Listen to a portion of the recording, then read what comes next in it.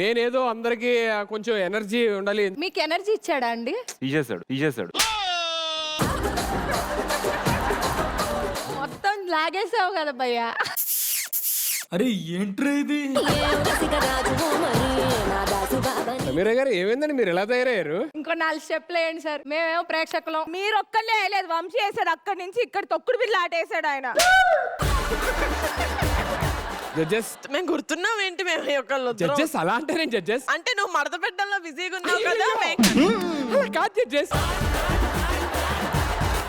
ఈ best friend పోయిండి మాట్లాడండి, support చేయి. నాకు బెస్ట్ ఫ్రెండ్ అన్నావు. బాగుంది ఏంటి, ఏం చేయాలి? మరి మాకు స్పేస్ ఇవ్వరా? మీరు ముగ్గురు అమ్మాయి కనిపిస్తే చాలు.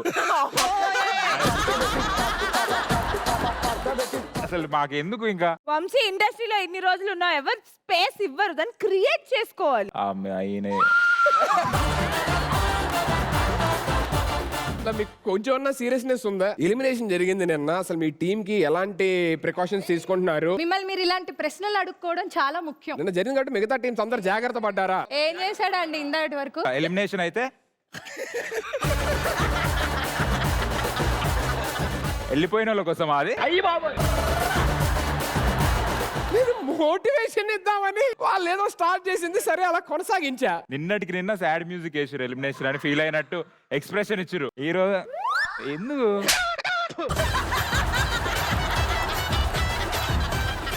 ఈ రోజు మడత పెట్టడం ఎందుకు, ఆ రోజు ఫీల్ అవ్వడం ఎందుకు? రజనీకాంత్ గారు ఏమన్నారు? గతం గతః. ముందుకు వెళ్ళాలి అంటే అక్కడ ముందుకెళ్ళట్లా, వాళ్ళ మీదకి వెళ్తున్నారు. ఈ రోజు నేను కావ్యకి ఇచ్చిన మోటివేషన్ కి నాకు తెలిసి ఈ ఎపిసోడ్ కావ్య గెలవచ్చు. ఈ డైలాగ్ ఈ ఎపిసోడ్ కావ్య గెలిస్తే అప్పుడు మీకు అర్థమైంది కదా నా మోటివేషన్ ఎలాంటిదో. అయితే నువ్వు ఓన్లీ కావ్యకి ఇస్తున్నావా మోటివేషన్? అంటే చెప్పారు కదా ఫస్ట్ టైం చూసాను ఇలాగా అని ఈ రోజు చెప్పాను. కావ్య మాత్రం గెలిసి నేను గెలవలేదా? ఏం చేస్తావు చెప్పు ప్లీజ్. విష్ణు, ఇంట్రెస్టింగ్ గా విష్ణు. ఉంది. నిన్ను బొగ్గుల మీద నడిపిస్తాను నెక్స్ట్ ఎపిసోడ్. బొగ్గులు కాదు నాన్న, నిప్పులు. నిప్పుల మీద నడిపిస్తా నిన్ను.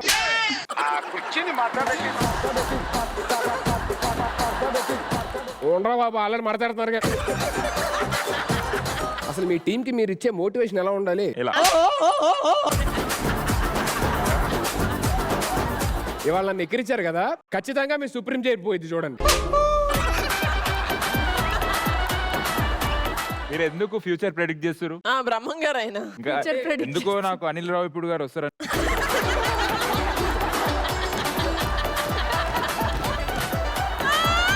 పడుకున్న పద్మనాభ సింహ ఏం ప్లాన్ చేశాడో నాకేం తెలుసు. మీరు కోరారు కాబట్టి మీకోసం ఆయన కూడా తీసుకొస్తాను. జస్ట్ ఫోన్ చేస్తాను, మరి ఆయన కూడా వస్తారేమో. But thank you so much all the players and all the very best. Please take your seats. Thank you.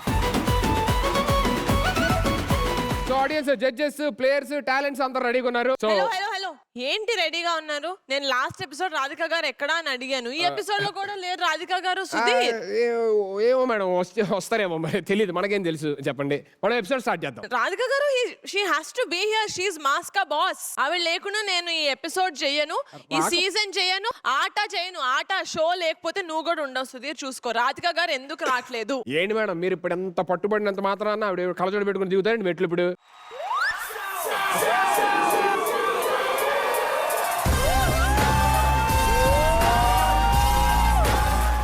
ఇప్పటిదాకా సెట్ నా కంట్రోల్లో ఉంది అనుకుంటున్నా, ఇప్పుడు అర్థమైంది మీరు వచ్చిన తర్వాత సెట్ అంతా మీ కంట్రోల్లో ఉంది అని చెప్పాలి.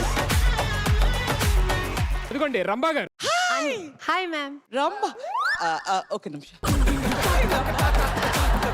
Hi ma'am, how are you? Good, how are you?